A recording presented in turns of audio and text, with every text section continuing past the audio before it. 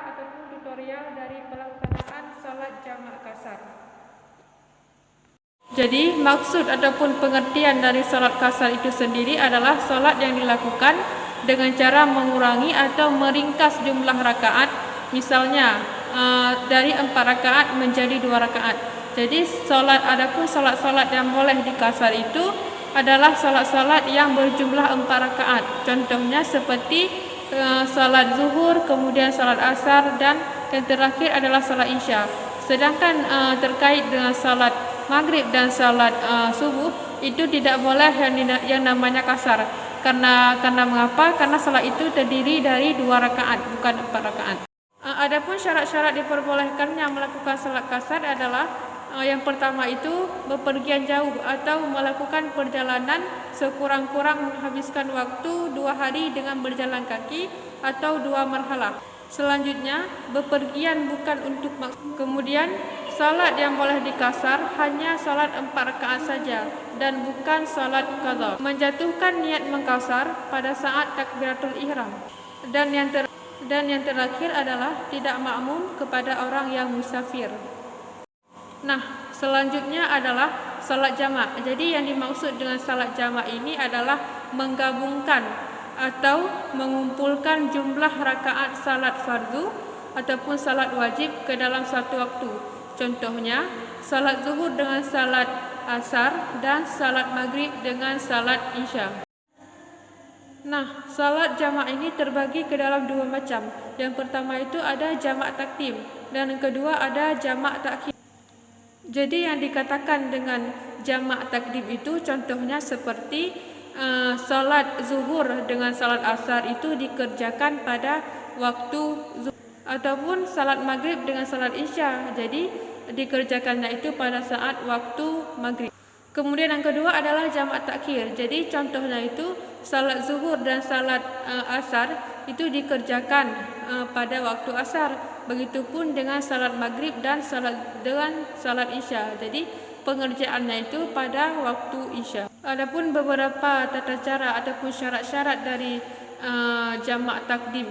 Yang pertama adalah dikerjakan dengan tertib, yakni dengan mendahulukan salat zuhur, kemudian salat asar, begitupun dengan salat maghrib. Jadi mendahulukan salat maghrib terlebih dahulu daripada salat isya. Syarat yang kedua yaitu salat jamak ini niatnya dilakukan pada rakaat yang pertama.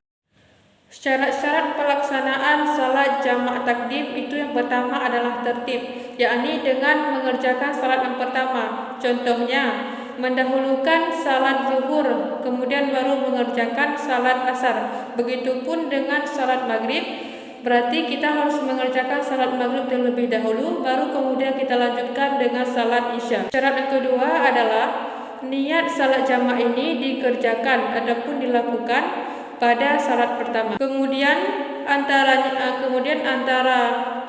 salat pertama dengan salat kedua ini harus dilakukan secara berurutan. Tidak boleh disela ataupun dipisahkan oleh sembahyang sunat yang lainnya. Selanjutnya adalah syarat-syarat dari salat jamak takhir. Yang pertama itu niatnya dijatuhkan pada salat yang pertama. Selanjutnya adalah masih dalam perjalanan, tempat datangnya waktu yang kedua. Lafaz niat salat jamak dengan salat kasar. Yang pertama, salat zuhur jamak takdim. Usalli fardhu zuhri rak'ataini fasran majmu'an ilaihi asru ada'an lillahi ta'ala. Dilanjutkan dengan salat asar jamak takdim. Usalli fardhu asri rak'ataini fasran majmu'an ila zuhri ada'an lillahi ta'ala. Dilanjutkan dengan salat zuhur jamak takhir. Usalli fardhu zuhri rak'ataini fadran majmu'an ilal asri ada'an lillahi ta'ala. Dilanjutkan dengan salat asar jamak takhir. Usalli fardhu asri rak'ataini fasran majmu'an ila zuhri ada'an lillahi ta'ala. Salat maghrib jamak takdim. Dilanjutkan dengan salat maghrib jamak takdim. Usalli fardal maghribi salasa raka'atin majmu'an ilaihi isya'u ada'an lillahi ta'ala.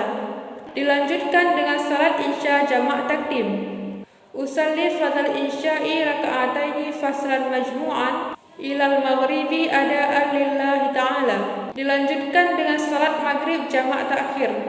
Usalli fardal maghribi salasa raka'atin majmu'an ilal isya'i ada'an lillahi ta'ala. Dan yang terakhir itu adalah salat isya jamak takhir. Usalli fardal isya'i raka'ataini fasran majmu'an ilaihil maghribi ada'an lillahi ta'ala. Jadi demikianlah penjelasan saya mengenai salat jamak dan salat kasar. Sekiranya kalau ada kesalahan maupun kekurangan, saya mohon maaf sebesar-besarnya. Semoga apa yang saya sampaikan ini bermanfaat untuk kita semua. Saya akhiri wabillahi taufiq wal hidayah. Wassalamualaikum warahmatullahi wabarakatuh.